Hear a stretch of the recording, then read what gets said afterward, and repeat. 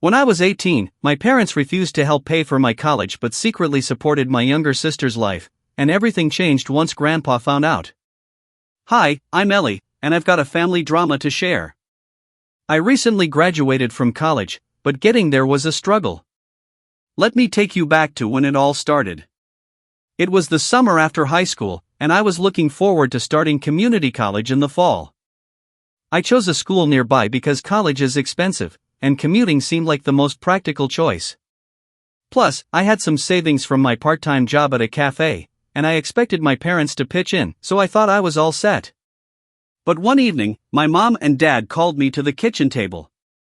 I was expecting a "we're so proud of you" talk, but instead, I got the "you're an adult now" speech. You know, the one about being independent and managing your own finances. Then my mom dropped the bomb: "We've decided we won't be paying for your college. You're on your own." Just like that. My heart sank. I didn't expect them to cover everything, but nothing? No tuition, no books, not even gas for commuting? It felt like a slap in the face. Then, my dad, who usually stays quiet, added, "If you want to live here, you'll need to start paying rent and cover your own groceries. It's only fair." I was stunned. I was still in my childhood bedroom, surrounded by posters from middle school, and now they wanted rent from me? This wasn't about them needing the money. They were trying to teach me responsibility. Meanwhile, my younger sister, Bella, who was 16 at the time, was living like she was royalty. Bella was the perfect child, straight-A student, cheerleader, everyone's favorite, and my parents practically adored her. I wish I could say I confronted them right then, but I didn't. I didn't want to stir up trouble or seem ungrateful. I decided to just go with it, pay rent and figure out college on my own. I've always been independent, right? But deep down, I was mad. Rent wasn't the only thing I had to figure out. There were tuition, textbooks, gas, groceries. It all added up fast.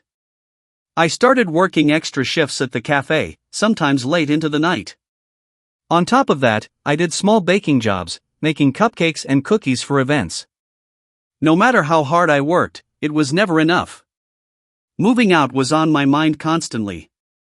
I even started looking for apartments near campus. But rent in my area was crazy expensive.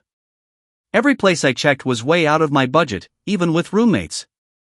So, I quickly realized that moving out wasn't going to happen, not yet, anyway.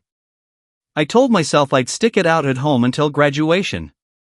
I'd save as much as I could, and as soon as I had enough money, I'd leave. That became my goal. Every late night, every dollar saved, every time I missed hanging out with friends, it was all part of my plan to get out and never look back. But it wasn't easy living at home. My parents made sure of that.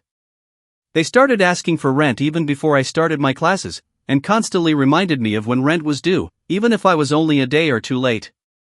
It wasn't like I was failing to pay, they just liked holding it over me. Meanwhile, they were constantly spoiling Bella. One time, they took her shopping for a new cheer uniform and ended up buying her an entire new wardrobe. She came home, showing off her new clothes, shoes, and accessories.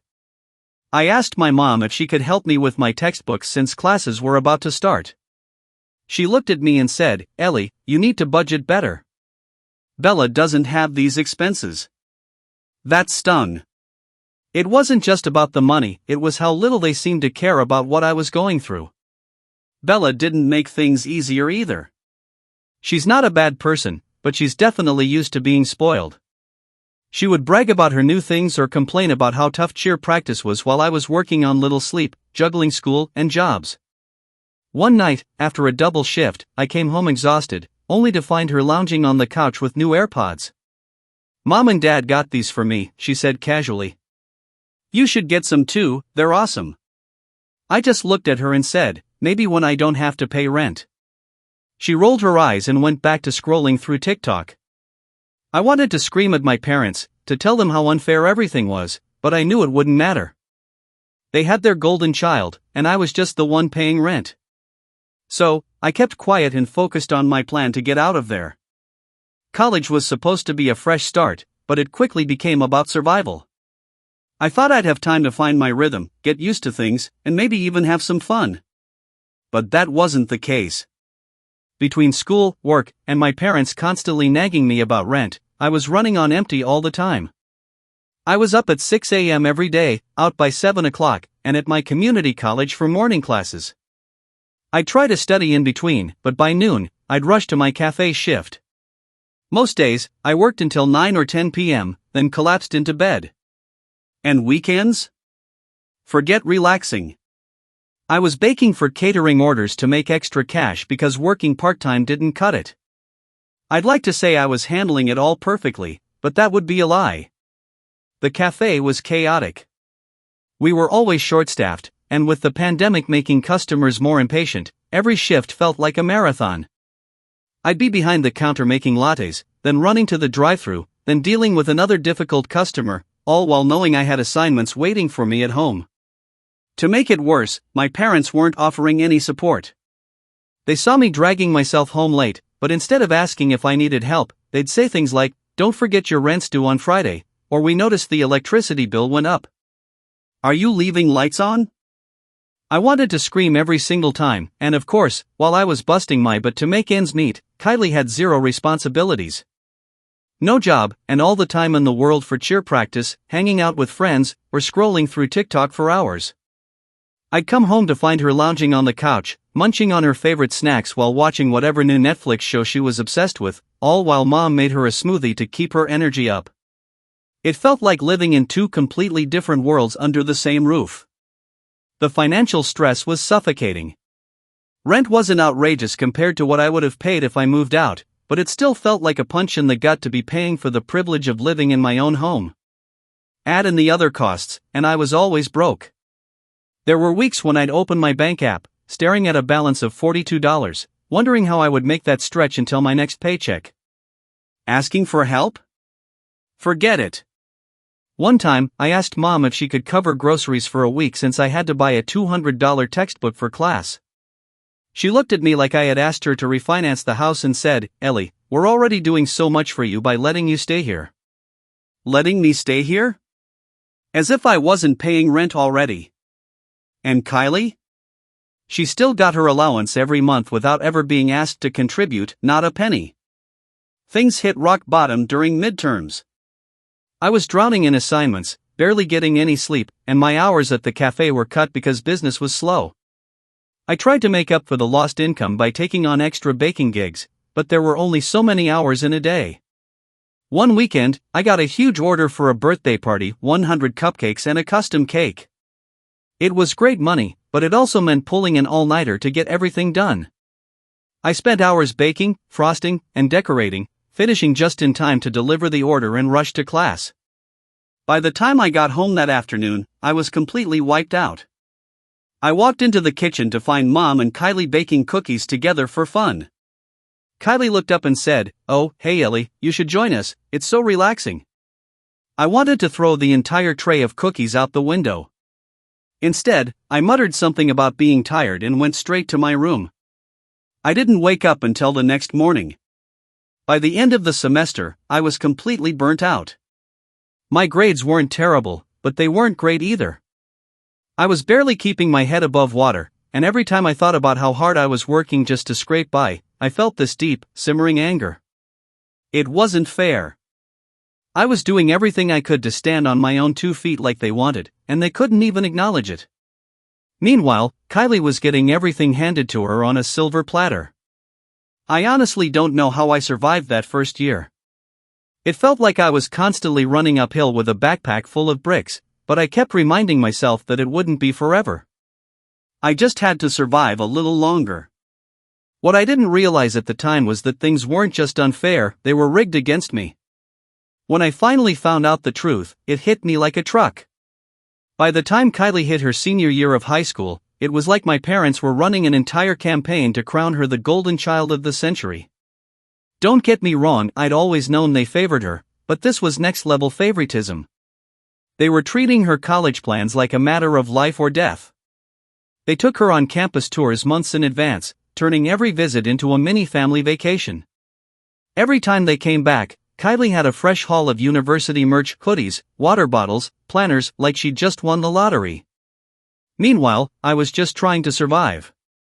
My budget was so tight that I was always behind on something: tuition payments, books, car maintenance, you name it.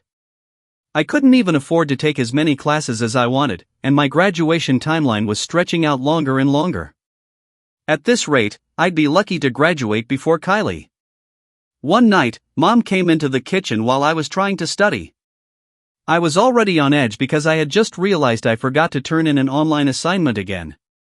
Without even saying "how's it going," she just dropped the bomb: "We're thinking of getting Kylie a car for college." I stared at her, trying to process what she was saying. "She's going to need something reliable," she said, as if it was the most logical thing in the world. "You know how hard it is to get around without a car." I almost laughed. "You wouldn't even help me with a bus pass when I started college, and now you're buying Kylie a car?" Mom gave me that look, the "don't be dramatic" look. "Ellie, you've always been more independent. Kylie needs more support to succeed." I didn't say anything. I just went back to my notes, pretending I wasn't boiling inside. But here's the thing: it wasn't just the car. That was just the cherry on top.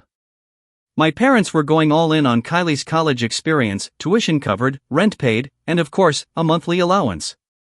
The same parents who told me I needed to learn the value of money were handing Kylie a blank check. It felt like watching someone live out the dream you never got to have. The favoritism didn't stop there. Mom started spending hours researching dorm decor with Kylie, buying her bedding sets and matching storage bins. Dad, suddenly a tech expert, was helping her pick out the perfect laptop. They even sat down to make a college prep budget that honestly just looked like a shopping list for a spoiled teenager. I'll never forget the night they were all in the living room, huddled around the coffee table with campus brochures and spreadsheets.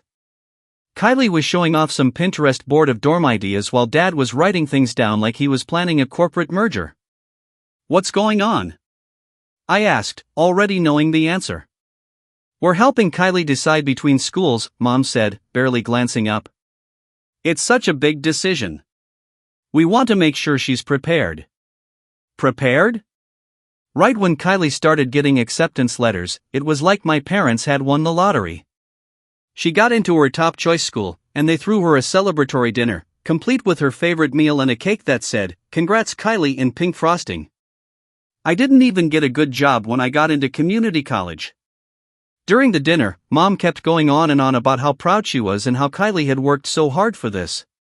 At one point, she turned to me and said, "Ellie, you must be so proud of your sister. She's really going places." I wanted to scream. Worked hard? Kylie barely knew what hard work was. She'd been coasting through life on talent and parental favoritism while I was out here drowning in student loans and caffeine. After that, I started avoiding family dinners. It was easier to focus on my own life than to watch them build Kylie's pedestal higher and higher. The final straw came a couple of weeks before Kylie's move-in day. I came home from work one night to find a shiny, used SUV parked in the driveway. At first, I thought maybe one of their friends had stopped by, but then Kylie came running outside, squealing. "They got me a car," she shouted, practically bouncing up and down. I just stood there, staring at it. Later that night, I overheard Mom and Dad talking about Kylie's monthly allowance. Apparently, they were planning to give her enough to cover groceries, gas, and a little extra for fun. Meanwhile, I was eating ramen and peanut butter and jelly sandwiches because I couldn't afford anything else. I thought about saying something about calling them out for how unfair it all was, but what was the point? They'd just tell me the same thing they always did: Kylie needs more support, or it's not about favoritism. So, I kept my mouth shut. Kylie, of course, was completely oblivious. She'd pop into my room every now and then to show me pictures of her dorm setup or talk about how excited she was to start her college journey. One time, she actually said, "Ellie, you're so lucky you got to figure out independence early. I don't know if I could handle everything you do." Lucky? She thought I was lucky? I wanted to laugh in her face, but instead, I just said, "Yeah, it's been great," and went back to my homework. The favoritism wasn't bearable anymore. It was so in your face that I started questioning whether my parents even saw me as their child, or just some tenant who happened to share their DNA. I didn't talk to anyone about how I was feeling for the longest time. What was the point? My friends were supportive, but they didn't really get it, and bringing it up at home felt like shouting into the void. But one night, I found myself calling Grandpa Hank. Growing up, I spent hours in his bakery, learning how to measure flour properly, crack eggs without getting shells everywhere, and make the perfect frosting swirls on cupcakes. It was his way of showing me that hard work could also be something you love. He never judged me, never pressured me to be perfect, he just let me be me. I hadn't talked to Grandpa Hank in a while. He and Grandma had been living their best lives ever since he retired a few years ago. He'd spent his whole life building up his bakery business, and when he finally stepped away, he left it in the hands of one of his longtime managers so he and Grandma could travel the world. They'd always dreamed of doing it, and once he hung up his apron, they went for it. The downside was Grandpa wasn't exactly tech-savvy. He barely knew how to use his phone, let alone keep up with social media. So, staying in touch wasn't easy. He'd send the occasional postcard or call once in a blue moon, but most of the time, I heard about their adventures secondhand through my parents. They'd only been back for a little while when I called him that night. I guess they decided to slow down and spend more time at home. I hadn't reached out earlier because, honestly, I didn't want to dump my problems on him. He was retired, happy, and finally getting to enjoy his life. The last thing I wanted was to ruin that with my drama. But that night, I couldn't hold it in anymore. When he picked up the phone, I could feel my shoulders relax a little. "Hey, kiddo," he said, his voice warm and familiar. "What's going on?" I didn't hold back. I told him everything, how I was drowning in bills, how my parents were putting all their time and money into Kylie's college plans while making me pay rent, how they bought her a car and planned to give her an allowance, all while I was struggling just to keep up with school. Grandpa listened quietly, letting me vent. I could hear him making little noises of acknowledgement, like he was piecing something together. Then out of nowhere, he interrupted me. "Ellie," he said slowly, "didn't your parents use the money I gave them for your education?" I blinked. "What money?" There was a long pause, and when he spoke again, his voice had changed. It wasn't angry, not yet, but there was something sharp in it, like he was trying to stay calm. "When you were 16, your grandmother and I put aside $50,000 for your college fund. We gave it to your parents because they said they'd use it for your tuition and expenses. Are you telling me they never mentioned it to you?" I felt like I had been punched in the stomach. "They never said anything," I said, my voice shaking. "I'd been paying for everything myself. All of it." Grandpa let out a heavy sigh, the kind that felt like it carried years of disappointment. "Ellie," he said, his voice full of hurt, "that money was for you. We gave it to them because we wanted to make sure you had a solid start. So you wouldn't have to struggle." If I'd known this is what they were doing, he trailed off, but I could hear the anger creeping into his tone. It took me a minute to process what he was saying. All this time, I'd been told that my parents couldn't afford to help me and that they wanted me to learn independence the hard way. But now I was finding out they'd had $50,000 set aside for me, and they hadn't even bothered to tell me about it. "They lied to me," I said quietly. "Ellie," Grandpa said finally, "they lied to you. That money was yours, not theirs. Not Kylie's. Yours." I didn't know what to say. Part of me wanted to cry, but mostly, I just felt numb. All those years of scraping by, working myself to the bone, falling behind in school, it suddenly felt so much heavier. "What do you think they did with it?" I asked, my voice barely above a whisper. "I don't know," Grandpa said, and for the first time, I could hear real anger in his voice. "But I'm going to find out." There was a long pause, and then he added, "Ellie, you're not alone in this. I'll handle it. You just focus on school, okay?" Hearing him say that made me feel something I hadn't felt in a long time, relief. For years, I'd been carrying everything on my own, thinking no one cared or noticed. But now, for the first time, I felt like someone was in my corner. "Thanks, Grandpa," I said, trying to keep my voice steady. "Anytime, kiddo," he replied.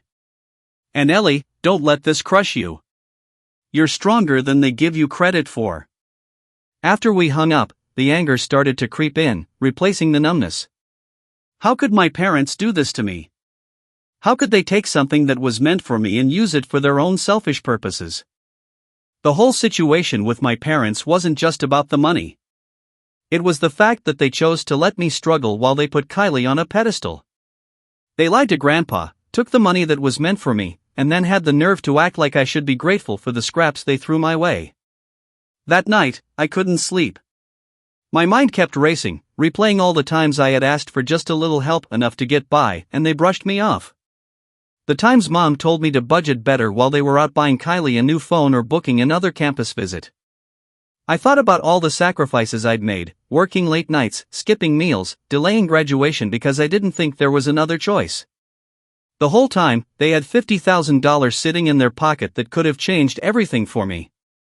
The more I thought about it, the angrier I got, but there was also something else I felt: hope. Grandpa wasn't the kind of person to make empty promises. If he said he was going to handle it, I believed him. For the first time in years, I didn't feel completely alone in all of this. That thought didn't erase the hurt, but it gave me something to hold on to. A few days after my conversation with Grandpa Hank, my phone lit up. It was him calling. "I talked to your parents," he said without even bothering to say hello. "Ellie, you're not going to believe the excuses they gave me." I braced myself. What did they say? "They told me they used the $50,000 your grandmother and I gave them for family expenses," he said, his voice sharp. When I pressed them on what exactly that meant, Grandpa's voice tightened. "Your mother admitted they'd been saving it for Kylie's college instead." I felt my stomach drop. $50,000. That was more than enough to cover my tuition, rent, and every other expense I had been struggling to pay for years. They had taken it all to make sure Kylie had a perfect, stress-free college experience. They had no right, Grandpa continued, practically seething. "That money was for you. I made it clear that they need to repay it every last cent. And if they don't, they're out of the will." I couldn't stay there anymore. "Grandpa," I said suddenly, "I can't look at them knowing what they did." "Then don't," he said immediately. "There's a guest room here with your name on it. Pack your things and come over tonight." Moving out of my parents' house was the easiest decision I'd ever made. I didn't even bother telling them I was leaving. As soon as I hung up with Grandpa, I started packing. Kylie walked past my room at one point and raised an eyebrow when she saw the mess. "What's going on?" she asked, completely oblivious to everything that had been happening. "I'm moving out," I said shortly, tossing another pile of clothes into my suitcase. "Wait, what?" "Why?" she asked. "Ask Mom and Dad," I said, zipping up the suitcase. I didn't owe her an explanation. I didn't see my parents that night, they were both out. I left a short note on the kitchen counter that just said, "I'm moving in with Grandpa. Don't call me." And then, I was gone. When I got to Grandpa's house, he was waiting for me at the door. "Come on in, kiddo," he said, pulling me into a hug. "This is where you belong." The guest room was cozy, with a big bed and a window that overlooked Grandpa's garden. It already felt more like home than my parents' house ever had. That night, for the first time in years, I went to bed without feeling like the weight of the world was crushing me. But of course, the peace didn't last long. The next morning, the calls started. Mom was the first. I didn't answer, but she left a voicemail that was so dramatic it almost made me laugh. "Ellie, how could you just leave like this? Do you have any idea how this makes us look? You're overreacting. Come home so we can talk this out." "Yeah, no thanks." Then Dad called. He was a little less theatrical, but still just as frustrating. "Ellie, we know you're upset, but this isn't the way to handle things. We're family. We can work through this together." Sure, now they wanted to work through things. Where was that energy when I was drowning in bills and begging for help? By the end of the day, I'd ignored a dozen calls and texts from both of them. The messages were a mix of emotions. One minute, they were apologizing. The next, they were blaming me for turning Grandpa against them.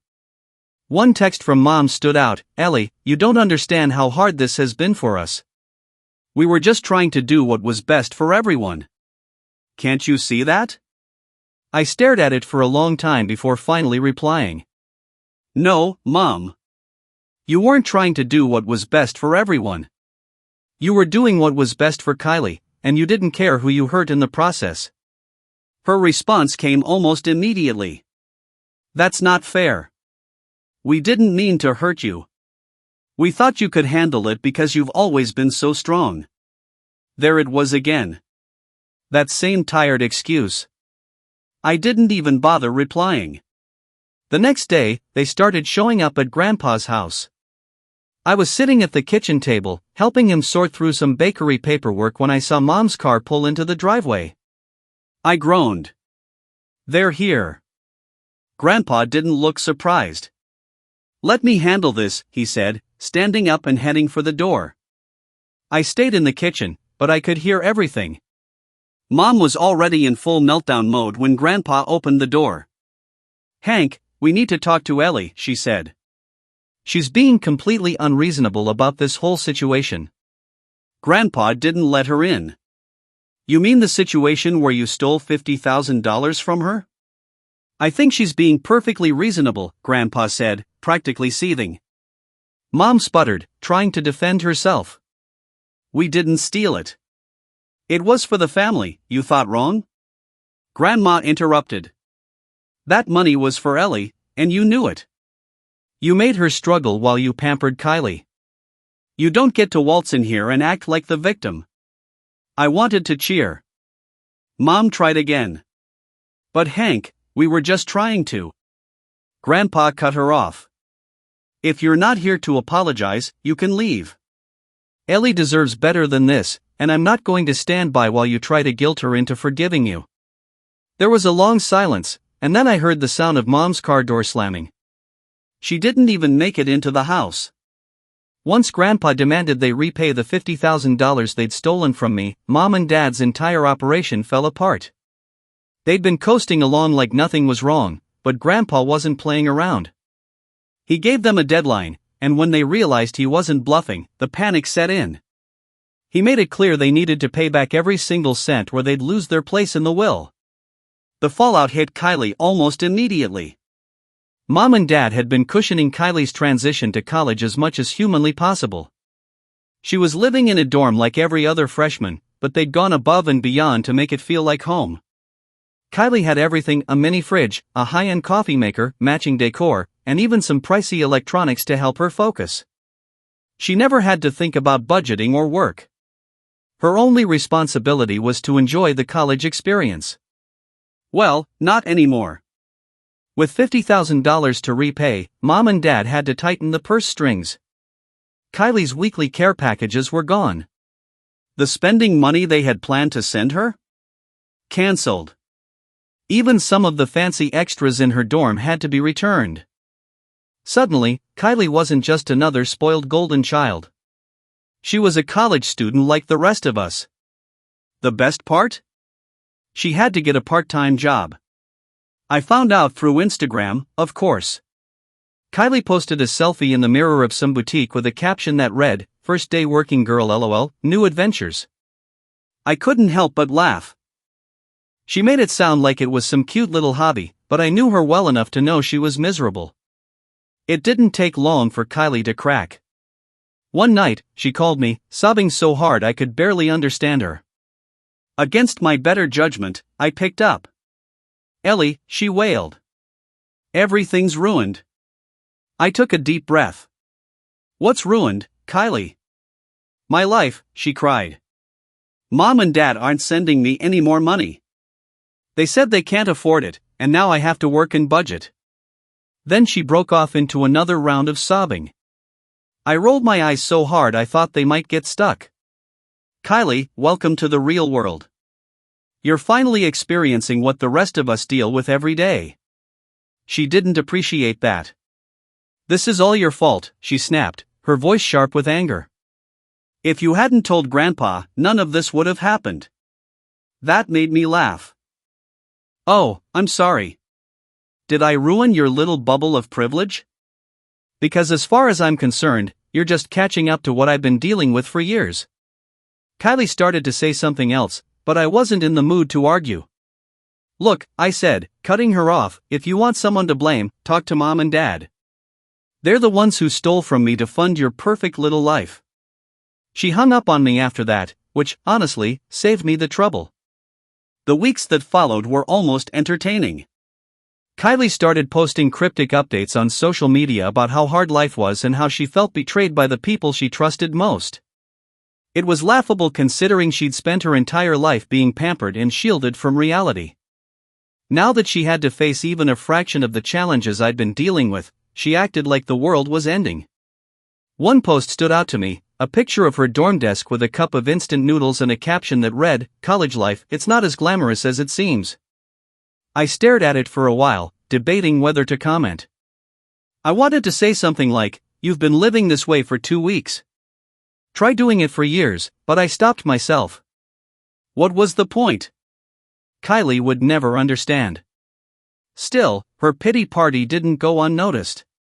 Her friends and followers flooded her comments with messages of support saying things like, "Stay strong, Kylie. You've got this." As if getting a part-time job and budgeting was some insurmountable challenge. From what I heard through the family grapevine, Kylie wasn't adjusting well to her new reality. She complained to anyone who would listen about how unfair it all was, but the sympathy wasn't as strong as she probably hoped. Most people were too busy with their own problems to care about hers. Mom and Dad tried to soften the blow, of course. They sent her a couple of care packages. Nowhere near as extravagant as before, but still enough to remind Kylie that she was the favorite. The irony wasn't lost on me. For years, they told me that struggling was good for me, that it would make me stronger. Now that Kylie was struggling, they were bending over backward to make sure she didn't fall apart completely. But even with their help, Kylie wasn't thriving. She was surviving, sure, but that was it. Her grades started slipping, she had trouble keeping up with her job, and the cracks in her perfect facade were starting to show. And honestly, I didn't feel bad for her. Meanwhile, Grandpa didn't just give me a place to stay. He made sure I had everything I needed to get back on track. He helped me organize my finances, encouraged me to take a full course load to finish college sooner, and even got me involved in his bakery's operations. It felt good to be around someone who actually cared about my future. As for my parents, they kept trying to reach out. At first, it was constant. Mom left voicemail after voicemail, her tone switching between guilt trips and apologies. "Ellie, we're sorry, okay? We made mistakes, but we're still your parents. We love you." Sure, they loved me, just not enough to treat me fairly when it mattered. Dad's messages were more subdued, but just as frustrating.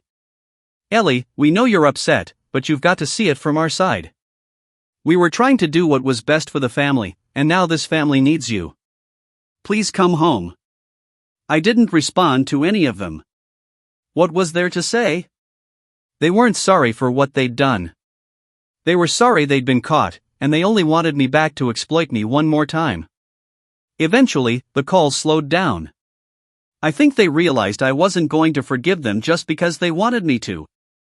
Shortly before I officially graduated, Grandpa sat me down in the kitchen. "Ellie," he said, sliding a folder across the table. "I've been thinking about the future of the bakery." I opened the folder and found a stack of papers detailing the business's operations. Grandpa smiled at me, his eyes crinkling the way they always did when he was proud. "You've been helping out a lot, and I can see how much you care about this place. I want you to take over when you're ready." I stared at him, completely stunned. "Grandpa, are you serious?" "Of course I'm serious," he said. "You've earned this, Ellie, and I know you'll make it even better." Hearing that from him meant everything. For so long, I'd felt like my hard work didn't matter, like no one saw how much I was struggling. But Grandpa did. He always had. Taking over the bakery became my focus after that. I threw myself into learning everything I could about the business, from managing staff to balancing budgets. Grandpa was right there with me, guiding me through every step. By the time I graduated, I was ready to take the reins. Grandpa officially handed over the business, and we celebrated with a big party at the bakery. Friends, staff, and even some of my professors showed up to congratulate me. These days, I don't talk to my parents much. They're still trying to patch things up, acting like a few apologies will magically fix everything. What they don't realize is that Grandpa already removed them from the will months ago. They're probably still clinging to the hope that they can worm their way back in, but honestly, it's not my problem. I'm too busy running the bakery and building something real for myself. If they want to waste their time, that's on them. Let them watch from the sidelines. I'm moving forward, and I'm not looking back.